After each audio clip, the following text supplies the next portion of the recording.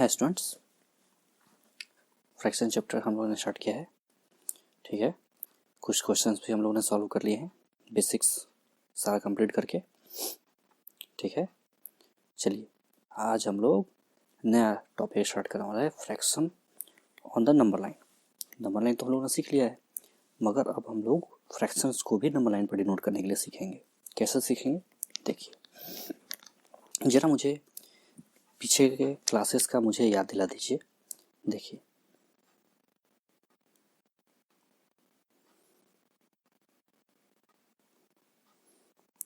हम लोग पहले से क्या पढ़ के आए हैं। अगर कोई बच्चा नहीं पढ़ा है कोई बात नहीं, हम लोग यहाँ से नए तरीके से सीखेंगे। ठीक है, जिन्होंने पढ़ लिया है कोई बात नहीं, फिर से आपका रिवीजन हो जाएगा। हम लोगों ने नंबर लाइन में पर इस तरीके से नंबर्स को दिखलाया था, आपको याद होगा। ठीक है, आप लोगों में से अगर जो लोग पढ़े नहीं पढ़े कोई बात नहीं, हम लोग इसके जल्दी से इसे छोटा सा एक रिकैप कर लेंगे।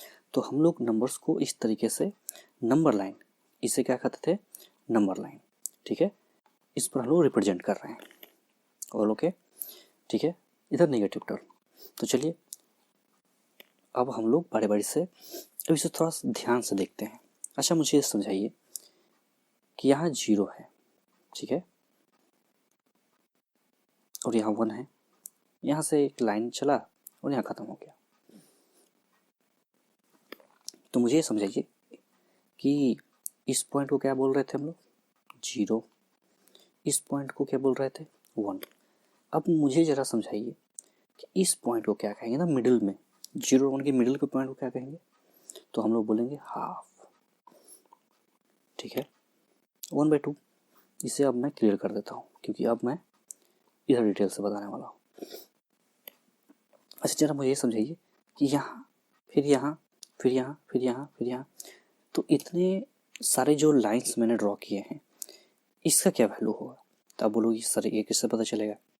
पता चलेगा, देखिए हम लोग क्या करते हैं कि किसी एक लाइन को 2 भाग में डिवाइड कर देते हैं। ठीक है, जब 2 भाग में डिवाइड किया, मान लीजिए कि इसका वैल्यू है 0, इसका वैल्यू 1।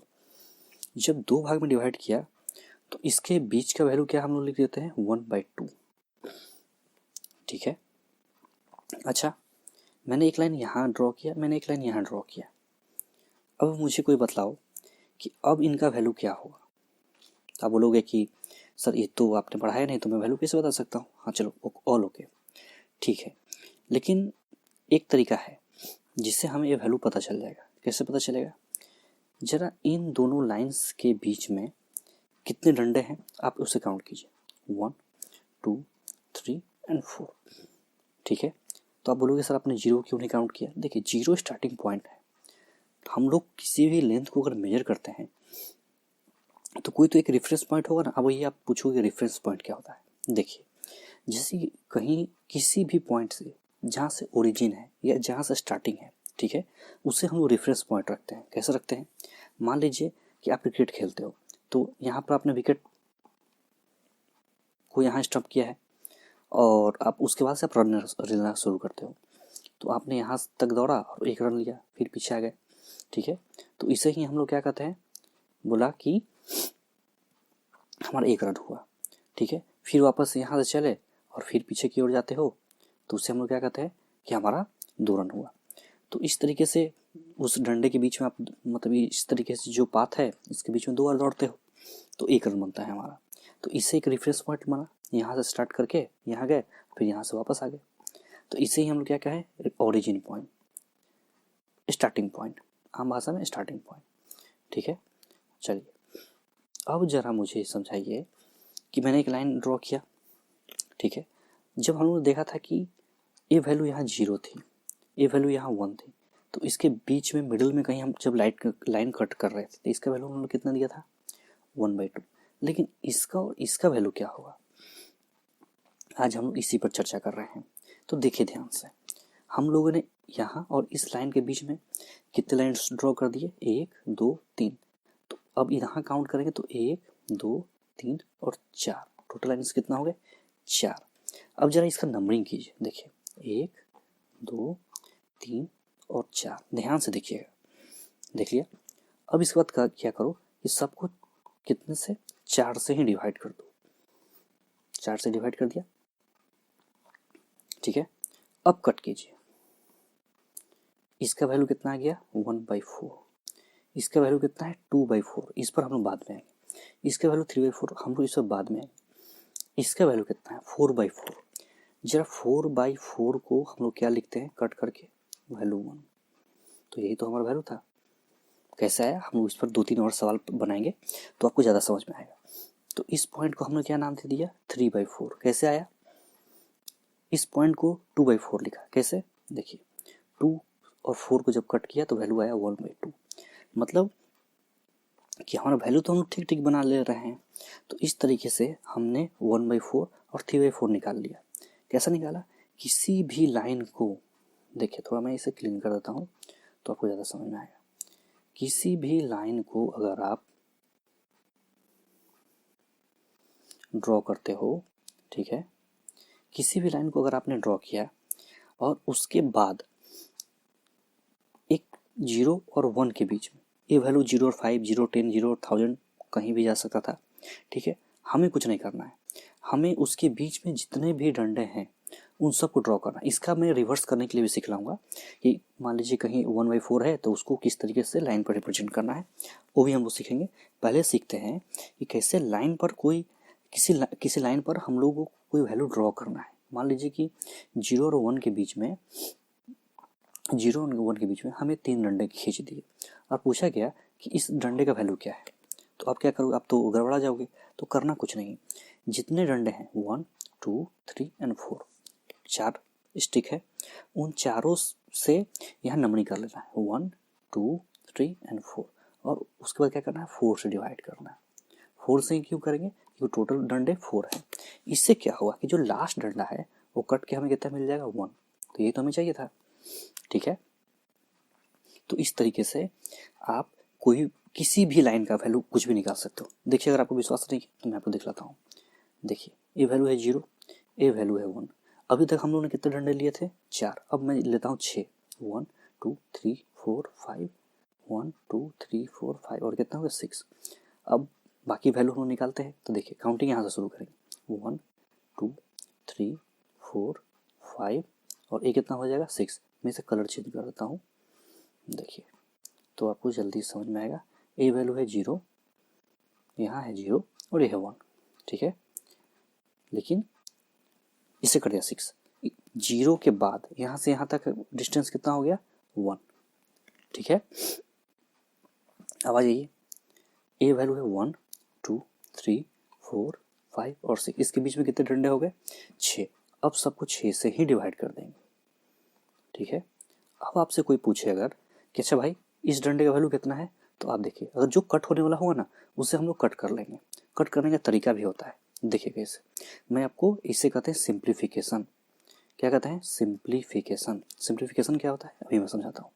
अच्छा मुझे ये समझाइए, कोई वैल्यू 1/2 है, ठीक है, और कोई वैल्यू 3/6 है, कोई वैल्यू 4/8 है, कोई वैल्यू 5/10 है। क्या इन सब में कुछ कॉमन है? आप बोलोगे कि नहीं ये तो कुछ कॉमन है नहीं, क्या है 3, ये 4, ये 5, ये 6, 8 और 10, ये तो दूर दूर तक कोई कॉमन नहीं। ऊपर से ये तो और 3 है 5 है, तो ये सब तो किसी से कटते भी नहीं। लेकिन इसमें कुछ कॉमन है, ध्यान से देखिए। 3 के टेबल में 6 आता है, कितने बार में 2 बार में, ऊपर वैल्यू कितना आ गया 1। 4 के टेबल में 8 आता है, वैल्यू कितना आ गया 1। 5 के टेबल में 10 आता है, कितने बार में 2 टाइम्स, वैल्यू आ गया 1। मतलब सबका वैल्यू 1/2 ही आ रहा है। ध्यान से देखिए, इससे हम लोग 1/2 लिखेंगे, ठीक है। सबका वैल्यू 1/2 आ रहा है, मीन्स कि अगर मैं इसके ऊपर में 3 मल्टीप्लाई कर दूँ दोनों में तो मुझे कितना मिल जाएगा 3/6। देखा आपने, ये थी इनमें कॉमन, ये सब सारे इनमें कॉमन थे, ठीक है। तो अब कभी भी आप कोई बड़े वैल्यूज देखो, जैसे कि मान लो कि आपके पास कोई वैल्यू है, मान लीजिए 24/120, ठीक है। कोई कैलकुलेशन कर रहे हो, अब आपसे कोई पूछा जाए कि इसे सिंप्लीफाई किया जाए, क्या किया जाए सिंप्लीफाई दिस, इसे सिंप्लीफाई करने के लिए आपको दे दिया गया। तो आप देखोगे कि 24 से 125 टाइम्स कट जाएगा। उसका टेबल जब आप पढ़ोगे 24 का, तो आप क्या लिखोगे 1/5। उससे आपने क्या कर दिया, सिंप्लीफाई कर दिया। अब आपको इतने बड़े बड़े कैलकुलेशन नहीं करना पड़ेंगे। इसका फ़ायदा क्या होगा, कहाँ होगा, हम लोग देखिए भी धीरे धीरे आगे सीखते हैं। देखिए हम लोगों ने ये टेबल बनाया था, ठीक है।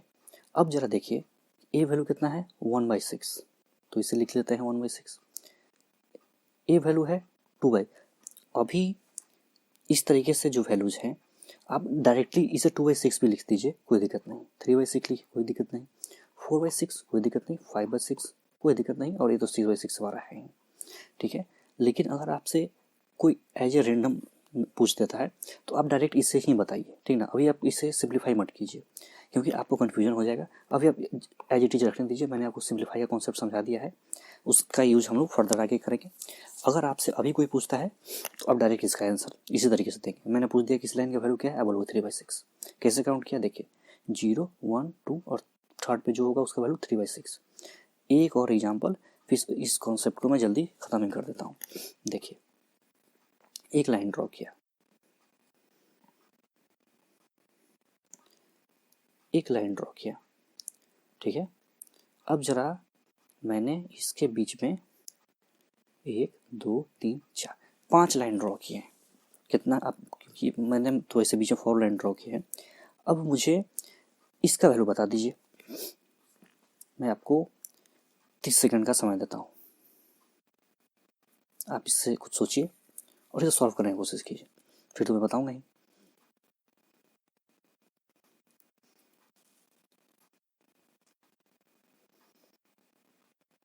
चलिए मैं इसे सॉल्व करता हूँ। देखिए मैंने क्या किया, मैंने 1, 2, 3, 4 4 लाइन इन दोनों लाइनों के बीच में ड्रॉ कर दिया, ठीक है। और ए लाइन तो हमारा पहले से था, तो अब कितने लाइन हैं यहाँ पे, देखिए 1, 2, 3, 4 एंड 5। देखिए मैं इसको ऊपर लिख देता हूँ तो कन्फ्यूजन ना हो। ये 1 हो गया, ये 0 हो गया, कोई कन्फ्यूजन नहीं, ठीक है। चलिए ये वैल्यू है 5, तो टोटल तो 5 है हमारे डंडे 0 छोड़ के। उसके बाद हमें डिवाइड कितना से करना है, 5 से, ठीक है। इस तरीके से फर्दर और भी नंबर आते जाएंगे, हम उसे भी सॉल्व करते हुए चले जाएंगे, ठीक है। चलिए तो अब कोई भी आपसे पूछे कि इसका वैल्यू कितना हो गया, तो 4/5 आप सीधे बता दोगे। इसके पीछे का लॉजिक समझिए, ये क्या है। हम ऐसा जानते हैं कि कोई भी एक लाइन किस, देखिए पुराना ही कॉन्सेप्ट है लेकिन देखिए इसका यूज कहाँ हो रहा है। कोई भी एक लाइन कैसे बनता है, मल्टीपल पॉइंट से। बहुत सारे पॉइंट को आप जब एक जगह इकट्ठा करते हो, देखिए इस तरीके से डॉट्स को, तो वो क्या बनाते हैं, मिलके लाइन। मीन्स कि एक जो लाइन है ना, इसमें इनफाइनाइट पॉइंट्स होते हैं। पॉइंट नंबर 1, इन पॉइंट्स को हम लोग इनफाइनाइट तरीके से दिखला सकते हैं। जैसे कि अभी तक मैंने आपको 2 एग्जाम्पल्स दिए। एक में वैल्यू को मैंने दिया था 5, एक में 6, किसी में कभी 8 हो जाएगा। मीन्स इस 0 और 1 के बीच में इनफाइनाइट नंबर हो सकते हैं। जैसे कि मैंने अभी तक आपको यहाँ पे सिर्फ 5 डंडे ही ड्रॉ किए या 4 डंडे ड्रॉ किए। अच्छा मुझे ये समझाइए कि अगर मैं इनके बीच में इतने सारे डंडे ड्रॉ कर देता हूँ तो अब क्या हो जाएगा वैल्यू, गौर से देखिए 1, 2, 3, 4, 5, 6, 7, 8, 9, 10, 11, 12 और 13। टोटल नंबर कितने हैं हो गए स्टिक के, तो हमें पता चल गया कि इसमें है 14, ठीक है। तो सबको किससे डिवाइड करना पड़ेगा, हमें 14 से। अब मैंने अगर इसका वैल्यू पूछ दिया तो आप क्या बोलोगे, 9/14। ये है इस पॉइंट का वैल्यू, ठीक है। तो हमेशा हमें समझना है और इस चीज़ को जानना है कि किसी भी लाइंस, किसी भी एक लाइन में मल्टीपल पॉइंट्स से होते हैं और उस पॉइंट को दिखलाने का यही एक तरीका है, ठीक है। चलिए तो ध्यान से देखिए, we can also show fraction on a number line. हम लोग किसी भी फ्रैक्शन को नंबर लाइन पे दिखला सकते हैं, ठीक है। Let us draw a number line and try to mark out 1/2 on it. क्या करोगे, we know that 1/2 is greater than 0।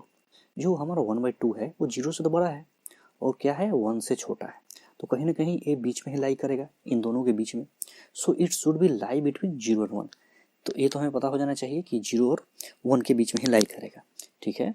Since we have shown 1/2, we divide the gap between 0 and 1 and into 2 equal parts as shown, ठीक है।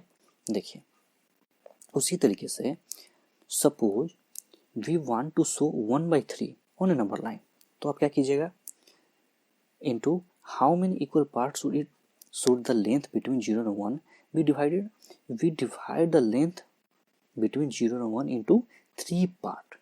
क्यों? क्योंकि हमें 1/3 को दिखलाना है और 1/3 को दिखलाने के लिए हमें इस लाइन को 3 पार्ट में डिवाइड करना पड़ेगा, ठीक है। देखिए तो 1, 2 और 3 इक्वल पार्ट में डिवाइड कर दिया।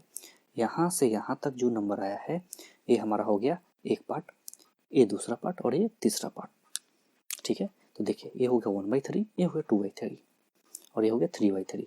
कैंसिल होके हमें वैल्यू कितना मिल गया, 1। तो हर एक बार हमें इसी तरीके से ही प्रूफ करेंगे। चलिए आज के लिए इतना कॉन्सेप्ट काफ़ी है, इस पर और भी सवाल होंगे, हम लोग इस पर ही सॉल्व करेंगे नेक्स्ट क्लास में। चलिए थैंक्स फॉर वॉचिंग।